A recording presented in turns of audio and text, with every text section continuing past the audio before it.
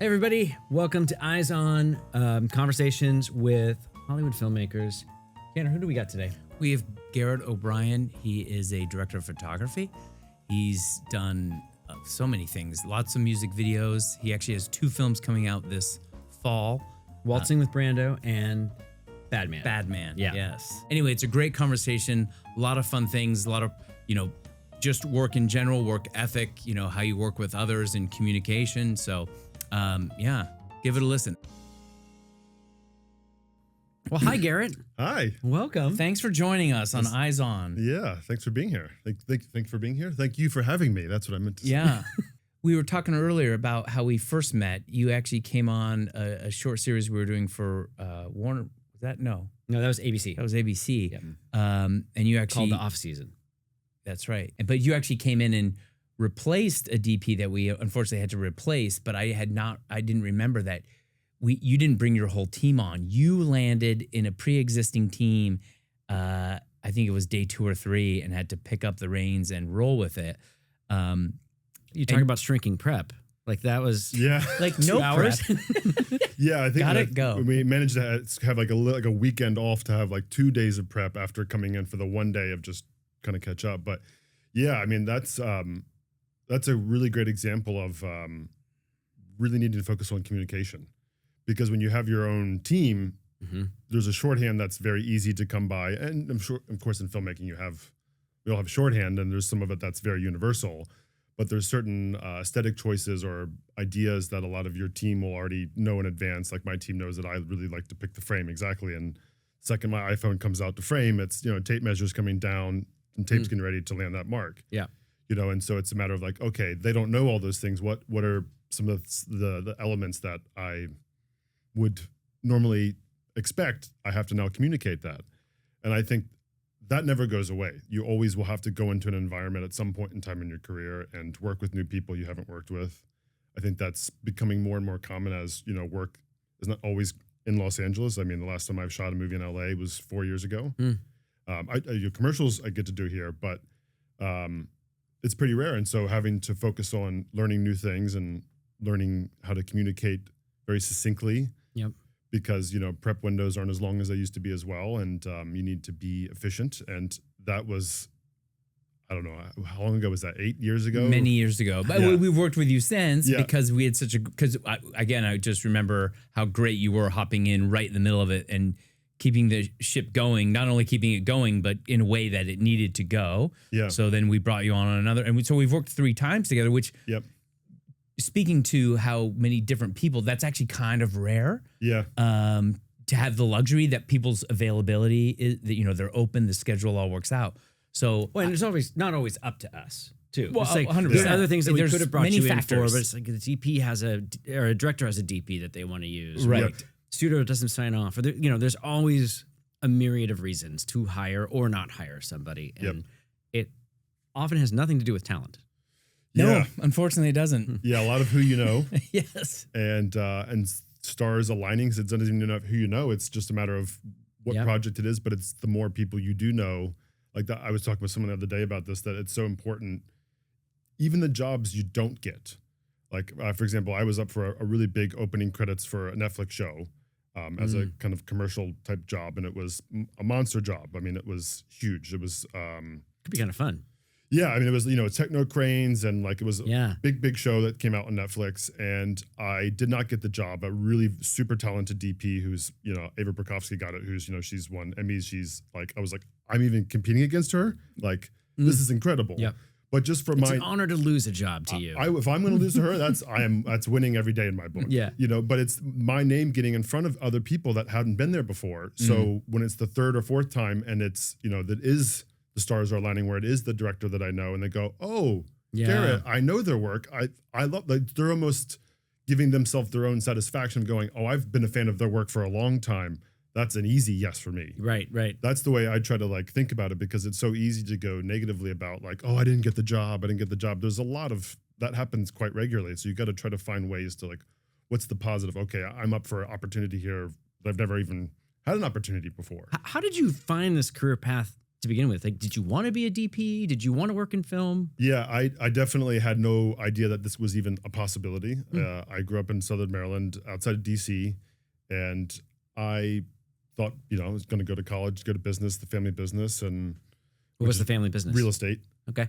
I didn't even think that was a possibility. I remember watching Star Wars when it came out, like, this is, mind blown. Matrix, like, mind blown. Yeah. Playing with action figures and recreating, I didn't realize I was making a movie in my head, but in my mind, I was, imagining action moves and all these, different elements. But in high school, I got really into photography, into black and white film photography, and I took photography classes. Oh, really? Like on film, or was it all digital? Yeah, 35 mil film. Okay. Yep. Darkroom and everything. Yeah, developing? darkroom and all that. Cool. It's a program that had existed, and we had gotten a new photography teacher the second year, and she was very edgy and like really pushed us in really exciting ways. And I felt, I loved it, and this is more of a hindsight thing, but I really appreciated how much film slowed you down and made you think about every frame, every shot. Like, okay, this maybe try darker exposure, a brighter exposure. What is a slower shutter here? Like, just making you consider that. Yeah. Before you press it, because it's so easy to just the satisfaction of that click. It's a little dopamine hit, and then the rewind. Well, I mean, and just to take a little side track here, compare that to now, and the amount of photos that we take with our iPhones, and just everywhere, and you don't think about it at all. Yeah, and that's actually advice that I will give someone who's considering being a cinematographer. I will say, pick up a old cheap 35 mil film camera and practice that. And it doesn't mean that you need to shoot on film for the rest of your life by any stretch, because that will probably be nearly impossible. But by doing that, slowing that down, it's just making you consider things. It's a really great practice for cinematography. Because cinematography, you don't have the luxury of taking 1,000 frames. Yeah. You've got to be very clear and concise about where you want to put the camera, why you're putting it there. Whether it's, for a commercial, narrative, documentary, it doesn't matter. There's got to be a reason why you're putting this camera here. Yeah. And why you're lighting it in such a way.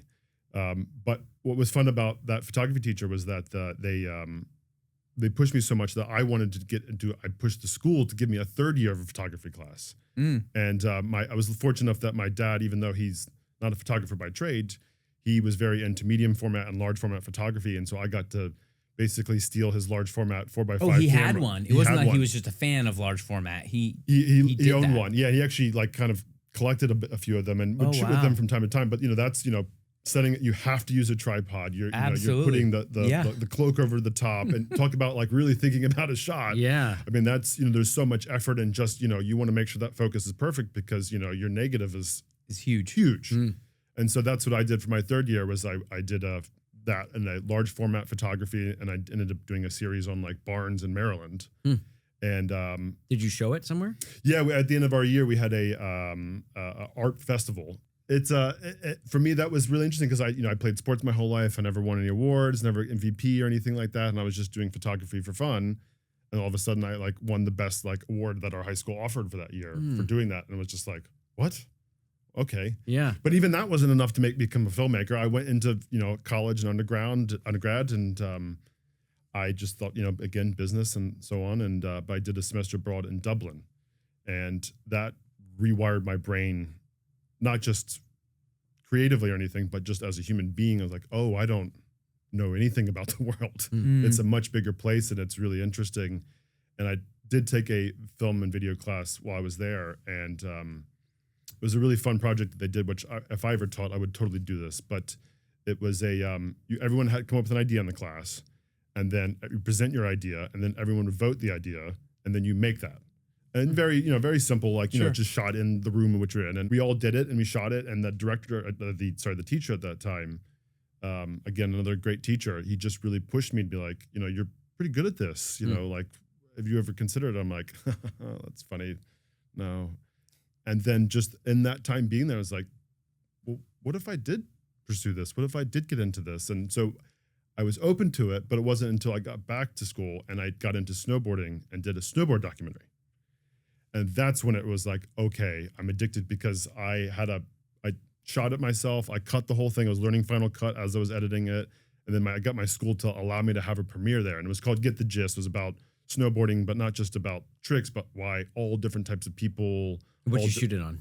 Oh God, it's Canon HV20. Yeah. I remember that era. It was like a 24p at the time. It Yes. didn't, Yeah. you could put a depth of field adapter on there, but and make the camera about this big, which I think I did end up doing that for some of the interviews. And you use like still glass on the end of it and all that kind of fun. But I even stole things from like 300, the movie 300, where they had multiple cameras and you'd like shoot a wide, medium, and zoom, and a wide, Nest medium, and it tight, and together. then you stitch it together and you kind of boom, boom, boom, and zoom out and stuff. But that premiere, we had like 100 people there. Oh, And wow. I remember my chest was just like beating like crazy. And afterwards, we had a party at our like house off campus, and they were all like, "We loved it. It was so great. Like, we're gonna try snowboarding." Like me and my, all these people coming up to me, and I was just like, I like this feeling. I think I'm gonna keep doing this. Yeah. And that's when it started something changing in me. It was like, I don't have to just do the family business. Like, life's too short. Like, why don't I just do something that really makes me excited and happy? And I realized that snowboard film is not possible because YouTube kind of. How'd that conversation with your family go? Surprisingly well. Okay. My mom was actually very supportive of me, and she was just like, if you went to grad school and the DC, Maryland area, might help you out, might be a little supportive of that since you're not too far from home. And I was like, well, that sounds like a fair deal. Like, I can manage that. So I went to American University for grad school. Gotcha. And I really liked that program, or why I chose it was because of how small it was, and it was very intensive. And at that time, going into film school, I thought it was going to be a director because I had, directed those films. I shot them myself, but I had friends and stuff coming out to operate and help me out, which was really fun. And I really enjoyed that collaboration. And I've always loved movies but I was very inspired by like Terrence Malick and Drive and minimalism sort of style and letting a lot of practical lights and, minimal dialogue. And as enjoyable as that was, it was just, emailing constantly. It was just communication. It was just too much for me. And I really realized that I enjoyed the visual storytelling more than anything else. And having, obviously as a cinematographer, you have to communicate with all different departments you have your all own the time. Yeah. But it's not nearly to the degree as a director where it's like you're jumping hats all day long constantly. Right. And it really is just a different sort of mindset, I think. But as a DP, I like having my gaffer, my key grip, and my camera operators. We speak it's not a different language; it's a different dialect Yes. than other departments. And you can learn those dialects, and that's good. But like, I don't know, I like having my people, and whether it's new people or not, there's certain personality types tend to gravitate towards certain departments generally. Yeah. Who's the department you think you cross over the most with during production or on set? I mean, I have it in my mind who I think hand in glove with cinematography, but who? Yeah, I mean, it's art department. Whether that's through on-set dress or production designer typically isn't on set as much at that point. They've done their job by the time you're in production. Yeah, in prep we're communicating constantly. I mean, the best relationships that I have are with production designers that they fully understand the way I do that. Like, when the more enmeshed we are together, the better this movie is going to be. And I would put wardrobe as well in that category, because the more all of these ideas are in sync, the more of a world you're going to create. Sure. And also, it's really hard to write just light white walls, boring sets. I mean, I've been there more times than I can count. And when it's appropriate for story, it's great. But when it's not, and there's just no art team to help you make things, it's a big mountain to climb, and it's not going to be interesting. Well, It's part of the story. Until you've been in it and seen it happen, people don't really understand how much it takes to put an image on screen. And what it takes to have the art department be aligned. Okay, what's going to be where? And the set deck department. Okay, what are we going to put on these sets after we put up these walls? What's the color palette? And then how are the costumes going to play into that? And then how are we going to light it? And then how are we going to shoot it? And then the lenses. Like, all these choices have to be made to make an image. Yeah. And then it's got to tell a story on top of it. Yeah. And it takes a lot. Yeah, I think communication is everything on a film set. Not even just film set, and making a film in general. And prep is the most important place for it to start, because if you're having to like fix too much during production, that's not a good thing. You're running out of time. Yeah, you're sacrificing time that could be put towards more takes or more performances or those sort of things. Yeah. Right. And I think like like the movie I did in Alabama called Badman that's coming out this year in September. It's got a theatrical release, which I'm very excited fantastic. for. Yeah, congratulations. Yeah. How many? Sorry to digress, but how many theaters? Like, where's it? Do you know? That I don't know. Okay. I do know that it's getting a theatrical release domestically. What's the title? Badman. Badman. I heard Badman. Okay, Yeah. Yeah. Seann Willam Scott. Seann Willam Scott, Rob Riggle. I saw the clips of this. Yes. Yeah. I'm very excited for this film. It's a movie that don't get made anymore, and it's based on a true story about this guy who actually, in a small town in Tennessee, convinced this sheriff's department to believe that he was a state narcotics agent, and convinced him to go on all these like drug busts and like raids that are completely illegal, but was actually cleaning up crime in the town. I mean, the guy went to jail. You can see it. Katie Couric interviewed him on 60 Minutes. Like, it's a real thing. Wow. And so we were shooting in Alabama.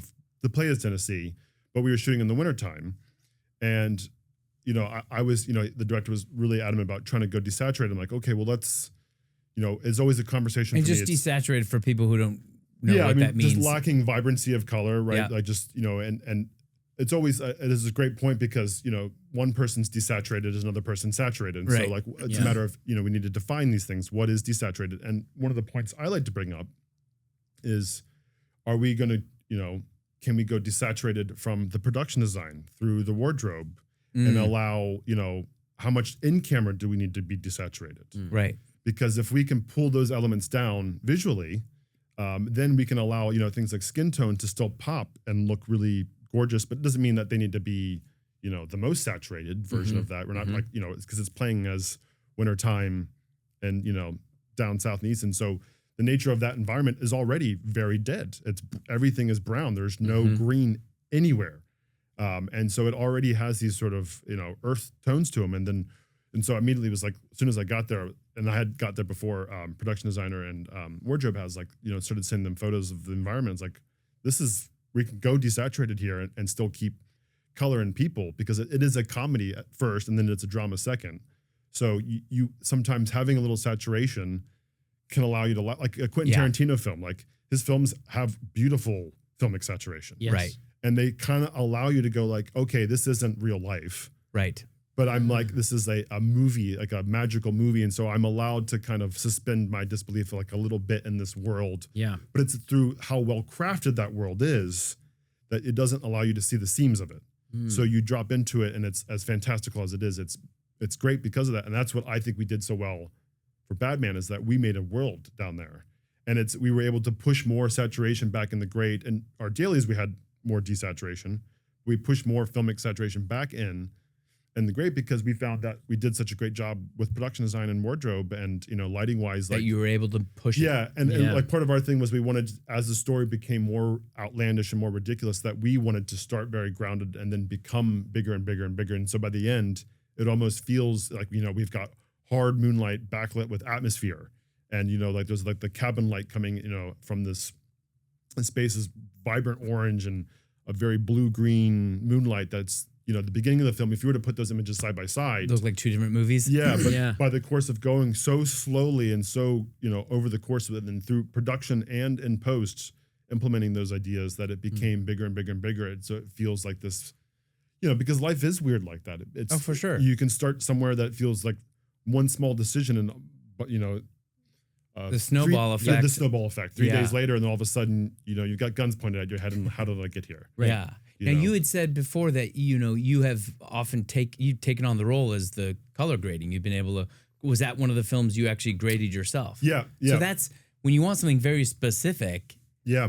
For you to go in there and do that, because that's a conversation that happened during prep with the director, right? Yeah, exactly. Yeah. And so during the pandemic, I got very tired of, I wanted to shoot more on film, but budget, you know, prohibitively is very difficult. And we've become very used to shooting digital and all the benefits that come with it. And I think there's a credible amount of benefits that come with it as well. Sure, the speed. Yeah, the speed, you know, low light sensibilities. You don't need as big of lights as you used to in order to achieve the effects that you want. A whole range of pluses there. But for that project, we wanted to look like he wanted to shoot on 60 mil film. But we didn't have the budget to achieve that. And so, you know, during the pandemic, I had made sort of algorithms or, you know, based on studying film and different ways of looking film. And I've gone on new methods now that are a little more efficient than what I had made during then, but I studied this a lot. And so I become very used to understanding all the different ways in which film can look, whether it's 16, 35, pushed, pulled, film can look so many different ways.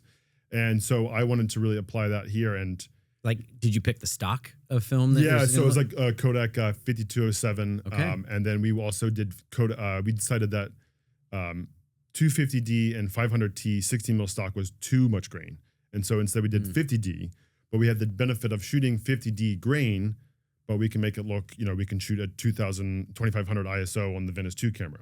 Got real technical there. Yeah. So yeah, exactly. Low light capabilities, but yet Yep. still keeping our grain the same. And not only did that, I actually even did, this is the first movie I've done this for, is digital filtration.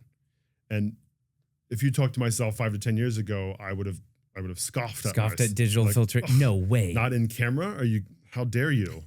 And what is digital filtration? So using basically different, it's a program that mine is built in within Resolve, and then I get to use like literally black pro mist. So it's categorized based on actual filtration that exists, right? So like my favorite.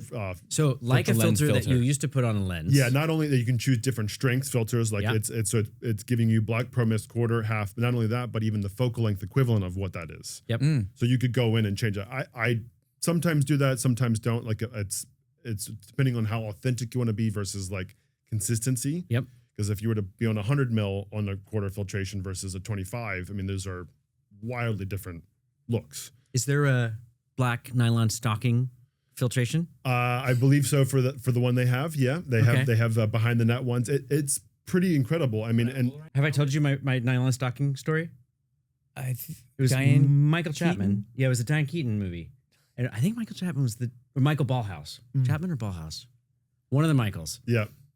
Shot with this very specific Christian Dior number 10 black nylon stocking over the lens for every shot with Diane Keaton. And then they ran out of the stocking. And we're like, we need to find it. That stocking wasn't made anymore. And I was calling every consignment store throughout New York City trying to find the Christian Dior number 10 black nylon stocking. And we ultimately found it like in upstate New York. We found 3 of them and we flew them in to try to finish the movie because they were worried that it wouldn't match. And it's very specific. But anyway. What movie was this again? Something's Gotta Give. So next time you're watching Something's Gotta Give, see if you notice the Christian Dior number 10 black stocking. Well, no, I'm going to think about it as a young Chris running around New York trying to find That's what you really should It's find like out. Christian Dior stocking is like, why do you want this? Like, Yes, I can't tell matter. you. Do you have it or not? Confidentiality. Hello, young man. What can I help you with? It's not for me, I swear. That wasn't the weirdest thing you had to source for that movie. But anyway, Yeah, another it's true. story. Yeah. So yeah, you've got all these digital filters. yeah, and so you get to use them in it's different ways and different strengths. But what's great about it is that mostly, and especially combined with the Venice 2 having built-in ND of every single stop, is that you're not changing any filters on set. Yeah. So over the course, I did the math, over the course of time? 18 to 20 day feature film, that's 6 to 8 hours saved from the entire film. That's half a day of shooting. Yeah. That's pretty hard to like, and it made it look great. And so for me, it's, how can we save as much time as possible on set? Right. Because the more time we can save, the more we can put into more takes or another setup, things that really have a big, or, a shot that, we can spend a little more time in getting a dolly shot. Yeah. Right. Rather than changing a lens. That has filter. in my opinion, a far greater impact than like, okay, this filtration's not quite right. Like, let's flip to this one or that, where it's like, instead I can just go boop, boop, internal. So was this the first feature film you had done that? Like that's the first one for filter wise. Yeah. And I had done, and there's another movie that actually, funny enough, I have coming out at the exact same time as, roughly the same time as Batman. It's called Waltzing with Brando. Yeah. Right. Which is Saw the trailer for Billy that. Zane playing Marlon Brando. He looks, It's crazy.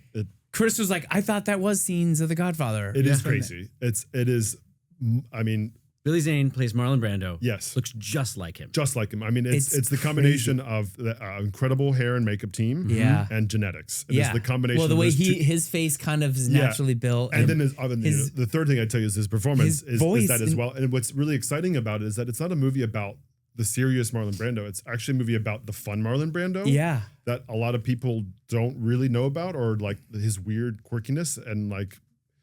Billy did a wonderful job of like trying to inhabit that. And that's, you know, when you think about biopics, like, I mean, it's not just a biopic because it's a story about what Very he did. specific time. thing he was doing. Something Yeah. exactly. And so I think I told him, I think that's incredible, the performance that he did, because it's so difficult to be like, you know, it's easy to be the dramatic version of this character versus like, I'm a dude hanging out on a beach and I'm having a good time. Or not doing a and caricature. the most famous dude you ever, you know, of all Exactly. time. Honing that. I mean, I don't think a lot of actors would want to even take that on, you know, No, because it's like, absolutely not. Okay, so let's talk about Waltzing with I Brando didn't, for a second. and I did real filtration for that one. oh, you did. Well, because I was going to say, is that something you want to move? You would do every time, and what had you on this? Because which one did you do first? You did. I did Waltzing with Brando first, and so we shot that and some in LA and then some in Tahiti as well. Which Tahiti. terrible place to shoot.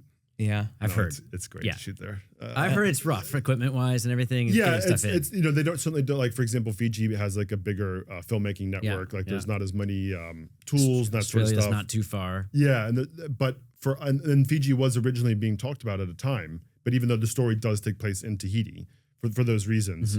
But I'm very thankful that we did get to shoot in Tahiti. Is one, they very much embrace this story because they do look at Brando in a way that's, you know, I mean, he still has children there.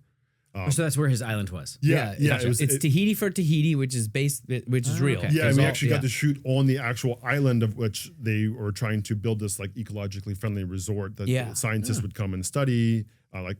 Obama ended up writing his memoirs there, but we got to shoot there for an actual day. It's this atoll that's literally in the middle of nowhere, and you have to take a small plane. And I mean, Tahiti is really smack dab in the middle of the Pacific. I mean, that is the most remote film I've ever shot. Yeah. I mean, it's like the sky. I mean, you could see different colors, stars you didn't see before. Sure. I mean, But to Chris's point, getting everything there then, was that a... Yeah, no, that was a whole thing. I mean, Yeah. that's my camera assistant, Lauren Peel. She had done a movie in Fiji, and so she's Okay. always my first call. Yeah. But I knew for this one, you know, going to different islands and needing to be aware of humidity. I mean, that's a very serious issue there. And again, shot with Venice 2 cameras. Okay. And we shot with Cook S4 lenses. And, you know, we wanted to make our film, one, look like there was no way we couldn't shoot it anywhere else but Tahiti. And so, you know, one of the language elements that we came up with was shooting wide lenses in Tahiti and trying to be a little more compressed in LA. Because one, it would help with, you know, production design needing to be, speaking of production design, you know, needing to be very controlled because it's a period film, right? Yep. And, you know, we had some money, but not that much money, and Yeah. trying to like really narrow our focus. And thankfully I had done a period piece with this very production designer before. We had worked together.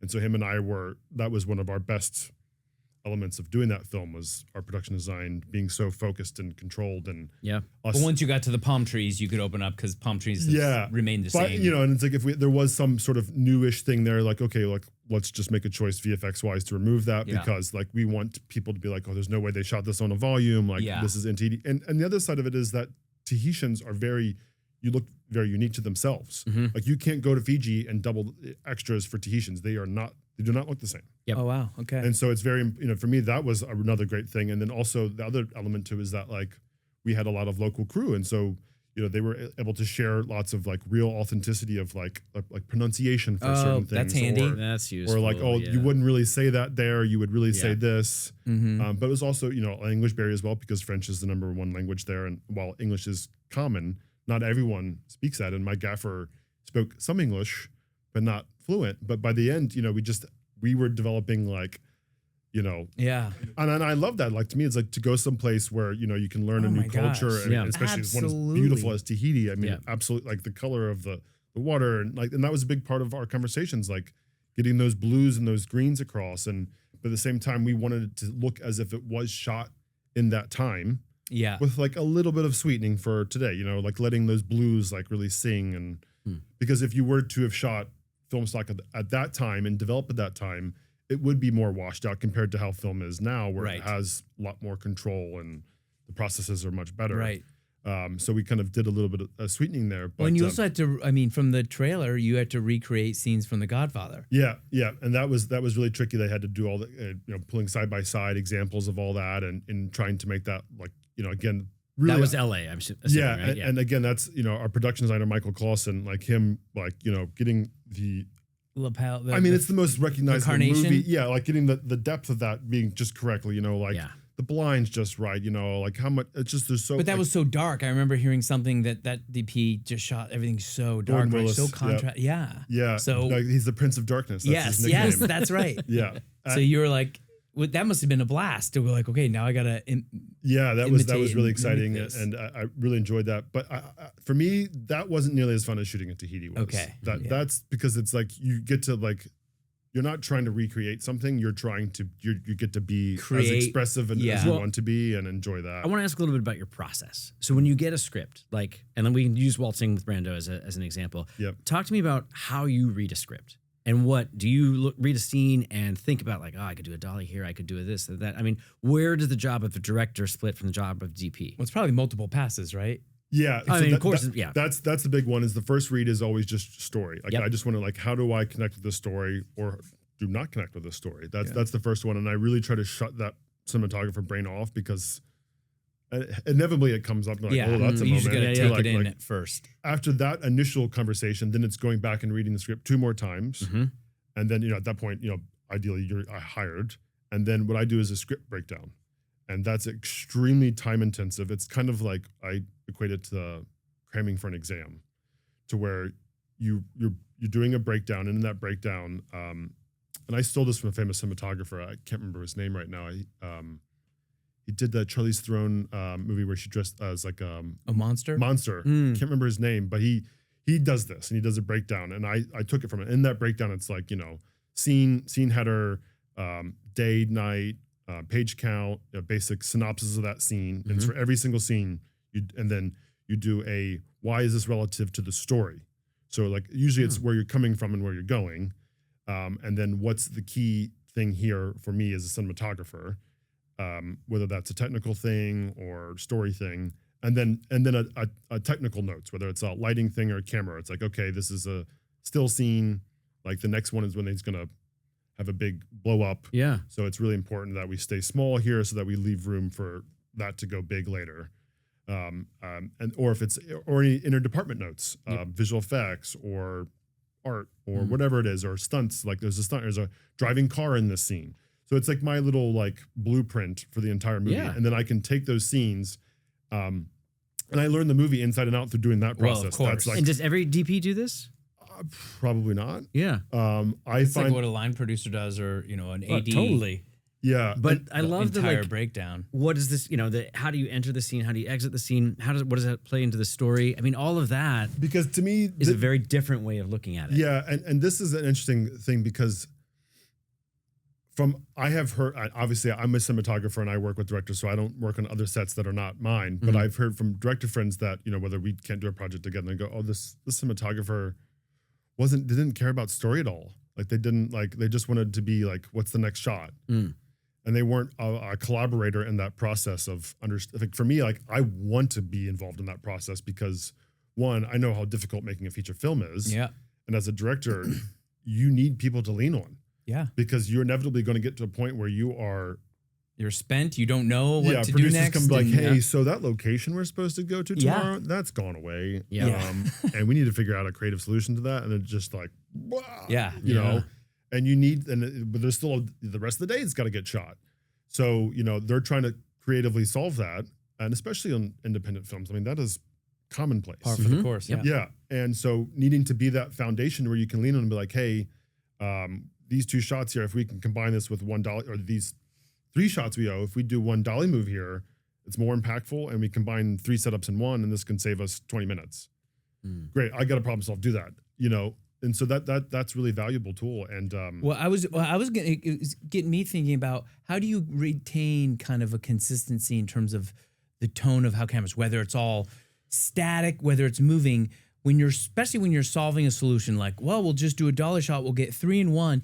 Yeah, but that dolly shot is inconsistent of what we've been doing this whole time. That's the other side of that breakdown. Is that the first one I was going to mention was that during a tech scouts, that is an invaluable tool because you can organize it based on location. So you're like, okay, like today we're looking at this first place we're looking at is this house, and in this house we've got 3 rooms we're shooting in. So I'll organize that breakdown and all 3 scenes that are in that room that are scene 4, scene 25, and scene 55. But you're going to shoot those 3 scenes together. Yeah. And so I can look at all 3 of those scenes and go like any special notes like, okay, oh yeah, right, we got a stunt scene in here, or we got this. We're handheld. Yeah, or we got to break through this window. Which window do we want to break through? You know, or even something small like we need. He has to have a cigarette smoke. Like, be really great if we put a lamp in this, even though the other two scenes are daytime scenes, and the nighttime scene, consistency wise, he'll have a lamp to go to that's been there the entirety of all those scenes, and it's not out of place, and that all makes sense. And then that can be applied to when you're shooting, right? Like I will, for that day, I will organize those scenes we're doing that day, and I'll put it on my phone as just like my little cheat sheet, like my open book test for my exam. Yeah. I mean, most of the time it's already in my head because I've gone through this so much, and that repetition of manually putting that all in, now it's a part of my knowledge. And I'm just like, okay, am I missing anything today? No, I'm not. Okay, great. Or like, think how much time that saves on set when it's got time to actually do it. Or if it's a specialty piece of gear. Yeah. And, you know, the camera assistants have had to deal with some other nonsense or whatever, just something that has happened, and they've gotten sidetracked and they forgot about this thing that has to be like, oh, remember. And I will email this to my team for that week. Like, here's this week's breakdown. Yep. And so they can even go through like, oh yeah, right, we got the diopter that needs to play for this scene. So even they can be prepping that diopter hour in advance. So it's like, here you go, sir. And it works, and that's great. Yep. And it just helps You gotta everybody. plan. Yes. Plan. The The more worst I thing you plan, want the to more it hear helps is, everyone. what are we waiting on? Oh, the camera team is prepping the diopter. It's like, why didn't anyone know Or about you're in that? Tahiti and you realize 5 you didn't bring a hours ago. diopter, you know? Yeah. I mean, We're just You filling can't- up the water trucks can't now. order stuff last minute Amazon there. does not deliver to Tahiti. Yeah. Even though some people asked. I'm like, no. Amazon doesn't make its way out to here. It would take about a month for the ship to arrive. But It's no. all the crew members that have gotten really complacent and go, oh, I just order that stuff on Amazon like the day before. Or not or this line one. producers or producers, you know, Or, yeah. they're Yeah. very much the case as well, because it's, you know, especially, you know, shooting in LA or New York, any major city, you know, like, oh, we need a piece of green fabric and We'll it needs have to it be here here tomorrow. Done. You know, Totally. easy. Not. Yep. But not Everyone in needs to Tahiti. think No. ahead. That can't be that case, and you can only have so much gear. And Imagine if I'd been able to do that for the Christian Dior stockings. yeah, You know? So that was And that's- pre-Amazon. It was pre-Amazon. yeah. Yeah. I mean, smartphones have changed filmmaking significantly. I mean, and internet and being able to access all that stuff, it's played a massive part. And technology has always been a big part of filmmaking ever since the beginning. Well, and for DPs like yourself, charting the sun, knowing where it's going to be at a certain time. I mean, there's apps that kind of, you can see what everything's going to look like. I mean, sometimes you like you're shooting a commercial and you can't get to scout there before like 3 days in advance. Like use Google Maps and like Get a look really at good over a sense. satellite view of where it is and a probable idea of the trajectory of the sun for that time of the year. I mean, 15, 20 years ago, you couldn't do that. Question about producers. Yeah. Because Tanner and I are producers, and we're always trying to figure out how we can do our jobs better. And what works for you in a producing team? What is it that you look for? What could we do better? What not to do. What Yeah. not to do. I mean, for me, it's always communication with producers. You know, when producers stop communicating, I get nervous because that has happened more time. Like, you know, you would think that would not be the case. Yeah. Sometimes that's in prep, sometimes it's in production, and sometimes it's like, okay, there's lots bigger fires to be putting out, and I think, but the intention in prep of knowing that they want to make this thing work just as much as you do, that goes a very long way for me. Inevitably, at some point, tensions will flare on a film set to some degree, and someone's going to have an opinion about something the way it should be done, and you may have an opinion about the way that is, and you think that that opinion is wrong, and it will be a waste of time, or it could be something far worse than that. It could be unsafe. It could be a lot of different things.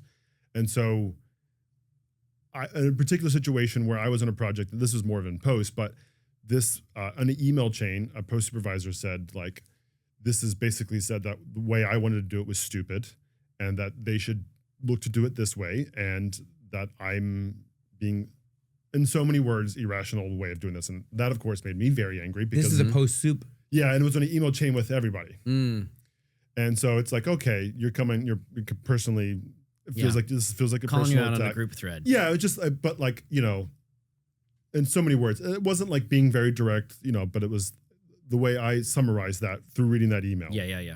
And I started writing an email like, okay, let's take a breath here, go do some laundry and think about this when you come back. And at that time I had been meditating, and what I felt through, and still do, and what I found through meditating was that you're much able to understand why you're getting mad at something, or understand like, oh, I am getting mad. This is interesting. Why am I getting mad? And so I kind of decided to analyze it and think about it and went through that I started thinking, oh, well, maybe if it's because of this reason is why he wanted to do that. And having that thought, all of my anger was gone. And it's because I understood the logic of why he wanted to do it, even though I didn't think it was correct. But then I learned about myself is that if I understand someone's logic, I have so much more patience for them. I have so much more empathy of how they could have gotten to that conclusion, even if it was wrong. And then I was able to go back to into that email and be like, okay, I understand why you think that. I think that's a viable solution, but I want to protect ourselves to have more data for posts so we can color grade and push things if we need to. I mean, it changes the tone of your response. It changes the substance of your response. And his reply back was he even like pseudo apologized, like, sorry, I came off a little bit brash there. That seems like a really great hybrid in between option that makes us both happy. Let's go with that. And I was like, wow, that is, I have to remember when you this think forever. it could have gone off the rails very quickly. I could have. It's always best to not reply right away. Yeah, Give it a beat. Absolutely. I mean, there's been so many times where I've written the email fully out and be like, delete. I know that feeling. If I feel that hotness, I'll be like, that heat. Ooh, I'm gonna wait before I reply. Yeah, that your forehead gets a little hot. You're like, why are they testing me today? Today's the wrong day for that, buddy. Yeah. And so that would be my long-winded way of saying, I think with producers communicating and being able to have those conversations and us having the empathy too for like, you guys are out there, right? Oftentimes we are, behind the monitors, or we're, back in our offices. Well, you played therapist dailies for me before on occasion on set before, so I know that's for me. That's why I know that you have my back because it's this isn't working out so well. I'm set dad. That's kind of my role. Yeah. And I was like, wow, Chris is so calm. If Chris can be that calm, I can be that calm. I was not calm. I was only. Well, you did a great acting. And I was like, calm. I can use that. I'm inspired by that. I've never been more miserable or upset in my entire life than that shoot. But anyway. Right, we're getting the real wrap it up signal from Simran behind you. So. Garrett, can't thank you enough for coming on. This pleasure. Flew by. Yeah. We were just cranking. Absolutely. It was great. Thank you so much for coming in. Yeah. Doing this. Yeah. And so just real quick, list the 2 movies again and then when they're releasing for the audience. Yeah. So I've got Bad Man, and that's releasing this fall. Vertical they're doing a theatrical release. And then Waltzing with Brando, I believe, actually has a date of September 19th. And that's and those are both domestic releases. I don't know internationally what the plans are for those. Well, this is going to be a global podcast. I'm sure. You better. What about that audience? Don't leave our international audience hanging.